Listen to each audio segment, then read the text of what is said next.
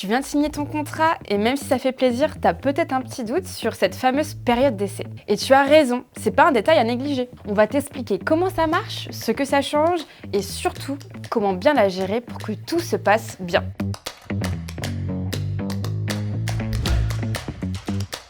Que tu sois en CDI ou en CDD, c'est vraiment le moment où l'employeur et toi, vous allez vous jauger.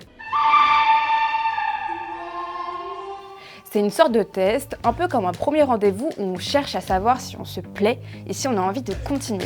La durée de la période d'essai va dépendre du type de contrat que tu as signé, mais aussi de ton poste. Pour un CDI par exemple, si tu n'es pas cadre, la période d'essai peut aller jusqu'à 2 mois.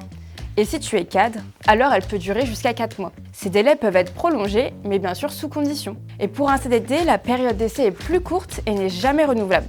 Pour les CDD de moins de 6 mois, c'est souvent de quelques jours à quelques semaines, selon la durée de ton contrat. Si la période d'essai est un peu longue, il ne faut pas oublier que l'employeur peut aussi la réduire en fonction des besoins du poste. Durant cette période, c'est ton employeur qui évalue ton travail, mais aussi ton occasion de voir si le job te plaît vraiment.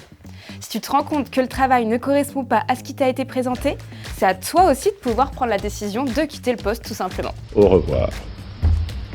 Ce n'est pas juste une formalité pour ton employeur.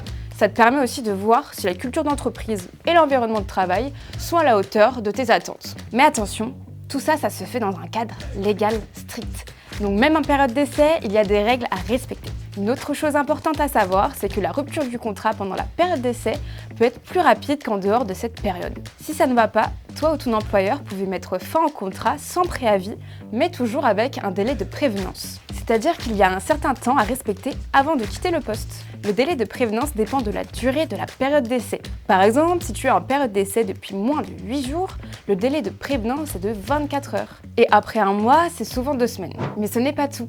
Si l'employeur souhaite mettre fin à ta période d'essai, il doit aussi te donner des raisons précises, que ce soit sur tes performances, ton intégration ou autres critères du poste. De même, si c'est toi qui prends la décision de partir, il faut respecter ce même principe de préavis, même si la période d'essai peut sembler courte. La période d'essai, c'est ni plus ni moins un test pour vous deux et ça fait pleinement partie de ton contrat, que ce soit un CDI ou un CDD. C'est une occasion de vérifier si tout le monde est content et que ça colle.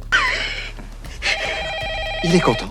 Et si ce n'est pas le cas, tu as toujours cette possibilité de partir. Mais à chaque fois, il y a des règles à respecter, alors n'oublie pas de bien vérifier tous les détails du contrat que tu as signé. Si tu veux plus de détails, n'hésite pas à jeter un œil à l'article complet dans la description. Et si tu as aimé cette vidéo, abonne-toi pour plus de conseils sur le monde du travail.